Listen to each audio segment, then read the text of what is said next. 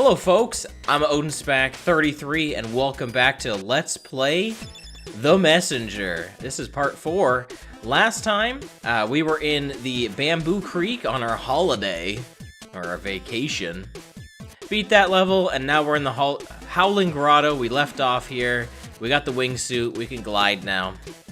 So last time I alluded to a very long story that is in the shop that we've been able to do since the beginning, but I've kind of put it off.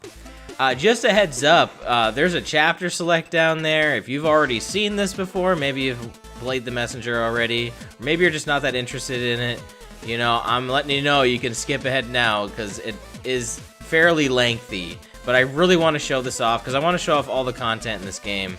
And I'm pretty sure there's another one of these later, but we're going to do this one right now, so let's get going.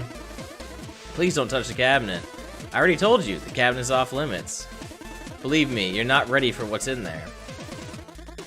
You think you can just barge into my lab and go through my stuff like you own the place? There's no skeleton in there, I promise. Hey, don't touch. It's empty anyway. Don't make me lock it.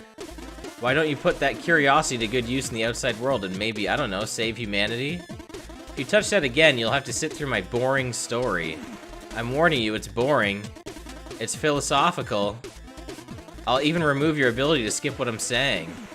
This is your last warning. You better make sure you have some time ahead of you if you're gonna touch that again. You asked for it, don't say I didn't warn you. You know it gets pretty lonely out here, so I have a lot of time to think. The one thing that keeps bugging me is this concept of happiness. Everyone seems to be looking for it, some pretend to have it, but no one can really explain what it is. I think I finally cracked that code. You see, everyone has goals, so you think of, oh, when I have this, I'll be happy, or when I achieve that, I'll feel eternal bliss. Some people are looking for love or acceptance, while others simply hope Devolver will sign their kick-ass game. From my perspective, sitting here at the end of time and being visited by countless travelers, I came to realize something very important. Goals don't make people happy, they defer happiness into the future, to when the goal will be achieved. This can only fail because once you reach your goal, you're not the same person you were when you set out to achieve it, and what's more, your mindset is to chase something instead of enjoying what you have. So there you have it, happiness is not a goal or a state, it's a system. You optimize your environment and cherry pick the people around you, so that every day you're just stoked to live your own life and you don't need to defer any joys because you optimize the present moment. Now, I don't know whether that was cheesy or insightful or even just annoying, but I need to optimize my own life, and that implies that you need to stop trying to open my cabinet, so I really hope I bored you to death. Alright, that really wasn't as long as I thought it was, but alright, we'll go. I also stopped naming the videos after the level. I don't know, I just decided, and honestly, that'll probably be better for later. So I stopped doing that, okay? Have I mentioned how good the music in this game is? I'm sure I have, right? Maybe not, just in case. I really love the soundtrack. Yeah, it's really good. But anyway, we're finishing up the Howling Grotto here. Like I said, with our new wingsuit ability, which I'm not a huge fan of. It's definitely probably my least favorite mechanic in this game. But you know, it can't be all bangers all the time, right? There's got to be something that you know, brings it down from a perfect score. Okay, there's more than just that. See, story we just read. I guess that really wasn't as bad. I really thought it was longer. There definitely is another one, and maybe it's of similar length. I don't know. Maybe I'm just misremembering. Who knows? But like I said, I'm super happy to get this out to you guys. I feel like it's getting a little traction. I feel like a little bit. I just love the retro-styled platformers. And you know what? I don't know why I'm gonna bring this up. I'm not really trying to spark a debate or bring up some sort of some sort of hot take or anything. But I think another game that you might think I would enjoy a lot more is Shovel Knight. I feel like that's a pretty well-established classic-style platformer. It's not the same type of game that the Messenger is, but you know, it's an 8-bit inspired platformer with also amazing music and pretty good gameplay. But for some reason, I don't know, Shovel Knight just didn't hook me the way this game did. And that has nothing, like, not to compare them. I mean, I guess I am. Alright, I really don't need that lantern. What am I doing? I can just move on. You know, there's really no reason to compare the games, but just on its own, I don't know. Shovel Knight just doesn't do it for me. I think I need to give it another shot. And also the DLC, because I know those are basically like other games too. Alright, so we have 400 time shards now, so we could get an extra health point. We could also upgrade our shurikens with an extra key charge, and they would pierce a target, which is pretty good. But I'm gonna get Devil's Due because, I mean, we have to pay 400, and then every time we die, the fee goes down. So in theory, this saves money, even though we're spending money to save money. You know, we're gonna die a lot more later. I know I am, so I'm just gonna get it now. Who knows? Maybe it's a waste. Anyway, level boss. Well, I hope you're up for a challenge. Why? Because something big is up next. What? Well, let's just say you're about to fight someone who understands that the best defense is a good defense. Who? I wish I could tell you. Anyway, your 3 questions are up. Carry on. Since when is there a 3 questions rule? Hey, that's 4 now. I like the best defense is a good defense. I was about to say, did we find a power seal in that level? But no, we did. We did last video. All right, look at this guy. Well, as you can see, this seems like a pretty armored opponent here. They're just a bunch of rocks. So, as you can imagine, what the weak spot is, it's probably this green spot on them. Alright. So we just gotta hit the middle part a bunch. I think we can do that. Yeah, there we go. There's definitely a quicker way to do this. And as this fight goes on, the patterns are gonna change up a little bit, so we gotta make sure we're being a little careful here. I don't think, like other spikes and stuff like that, you take 3 damage. I think it's just 1, even though it looks like you would take a heck of a lot more damage. I really just think it's 1. Alright.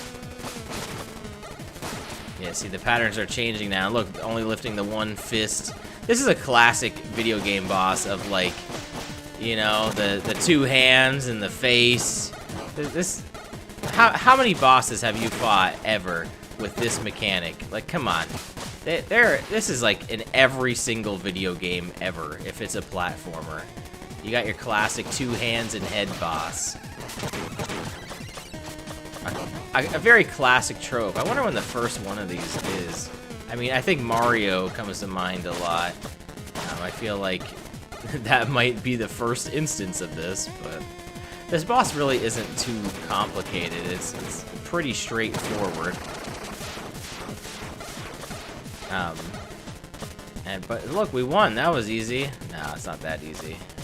This is the real boss right here, and it gives us a whole bunch of shuriken key points here, so we can just kind of toss. I mean, we can always just, you know, we can go for the slices too, but I mean, we might as well take advantage, right? The game's just gonna throw key points at us like crazy. Might as well give that a go. Like, thanks for destroying my golem? Well, you attacked first. What are you talking about? I've been digging through these caverns for centuries, and you just randomly engaged. No way. No way. You know what? Fair enough. I see how you could have thought I was a threat. I guess my survival instincts kicked in a little too fast. I understand. It's all good. Look, I'm sorry I destroyed your golem, okay? Don't worry about it. I mean it. I'm sorry. It's alright. Honest mistake. So, how do I get out of here? Well, I'll just the win for you. Good luck on your quest.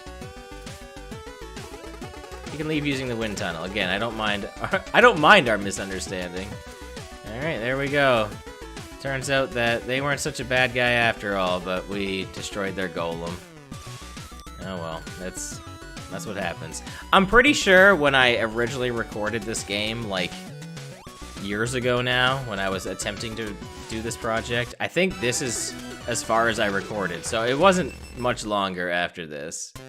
So, hey, look, we're in the Quillshroom Marsh now. And we got sinking sand, because of course we do. So, we gotta, I'm pretty sure that it will kill you if you sink into it, so you don't want to. With the exception of this one, which you can go through. I don't know how you're supposed to know this is, you can go through it. I guess it's 3 tiles high instead of 2, but, this is definitely very easily missed, and I have never missed it. I think the very first time I played this game, I still found it no problem. I also keep forgetting we have the wingsuit, which is what they want us to do. Oh, come on, I did not fall into those spikes there. Like I said, I am determined to not use the wingsuit when I can. And look at this item. This isn't the power seal. What the heck is this? We got the magic seashell. Legend says the seashell lets its bearer hear the call of the deep. So yeah, look at that. And this items, what is that? Well, I guess we'll find out later. Very optional, of course. You know, we did not have to come down here, but sure enough. We also skipped a whole bunch of level. But, you know, the shop's here, so we'll just move on.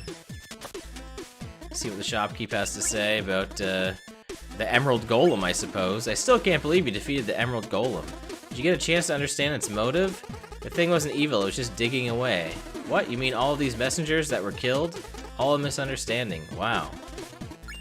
Alright, welcome to Quillshroom Marsh, said no one ever. Yeah, this place is eerie. Tell me about it. I once had to look through the mud for an artifact, gave up pretty quickly. What happened to this area? Legend says it used to be ruled by a monstrosity called the Primal Fear until a brave monk defeated it. Both were very mighty and dead, indeed, but with its final breath, the Primal Fear cursed the monk forever. Cursed? Legend also says the monk still roams the marsh to this day, turning any trespassers into fungi. Oh great, no one knows whether any of that is true, but yeah, I'd pick up the pace if I were you. So I think that Shopkeeper alluding to, like, oh, I was looking for an artifact in the mud. I think what we just found is kind of what they were alluding to. I think that was a little hint. Alright, any stories to share? Of course, here's one for you. There once was a messenger who kept asking for stories. Even though he was supposed to move on with this very important quest, he just couldn't get enough. The shopkeeper, living in a void outside of time, was connected to all eras, and so at first was happy to share the myths and legends encountered over decades of traveling. Alas, the messenger never seemed to appreciate the morals or takeaways, so the shopkeeper decided to be done with the stories thing. The end. No way, I liked your stories. Come on, maybe later, we'll see. Alright, well, that's it for the stories for now. So we're gonna have to continue through the Quillshroom Marsh here. No more candles, they're like these weird mushroom things. I also didn't really mention the weird, like, mushroom enemies we have now. So we got ones that throw their head, and then we got ones that, well, they shoot their quills at us. I mean, that seems pretty, pretty on brand. And we got these vine guys still, and we got these, like, vulture enemies now that kind of fly after us. I haven't really talked about these green guys. I mean, these are orange, yes, I know, but there was green variants of these in an older level there, previous level, that just kind of walked around. Well, now the orange ones have wings on them. I'm glad the first time I talked about them, like, hey, these green guys, yeah, I know they're orange, but, you know, the green ones. And these guys that just run at you, which are kind of funny, honestly. It's also really weird, you can use this for the cloud step, and so you can, like, fall out of the wingsuit and then jump out. It's just bizarre. The wingsuit is just, it confuses me so much, and like I said, I try to avoid using it when I can, because I would rather just move forward and jump, because it's just easier for me.